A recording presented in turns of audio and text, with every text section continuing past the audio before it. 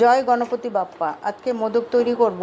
মোদক তৈরি করার জন্য প্রথমে পুরটা তৈরি করে নিলাম। পুরের মধ্যে দিলাম নারকেল কোড়া, আর আমি খেজুরের গুড় দিয়ে করেছি, আপনারা চাইলে আখের গুড় দিয়ে করতে পারেন।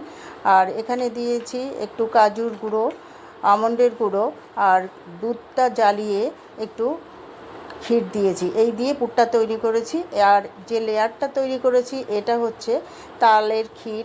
তালের ক্ষীরটা তৈরি করেছি চিনি, নারকেল কোড়া দিয়ে আর বেশি করে দুধ দিয়ে জ্বালিয়ে একদম শুকনো শুকনো করে এই লেয়ারটা তৈরি করেছি। এবার এর মধ্যে একটু বাটির মতো তৈরি করে তার মধ্যে দিলাম পুরটা দিয়ে এরকম মোদকের আকারে তৈরি করে একটু ডিজাইন করে দিলাম। মোদক মোল্ডও পাওয়া যায় কিনতে, আপনারা চাইলে মোদক মোল্ড দিয়েও করতে পারেন, কিন্তু হাতে করলেও খারাপ লাগে না। আজকে গণেশ চতুর্থীতে মোদক তৈরি করলাম, সেটাই আপনাদের সঙ্গে শেয়ার করলাম।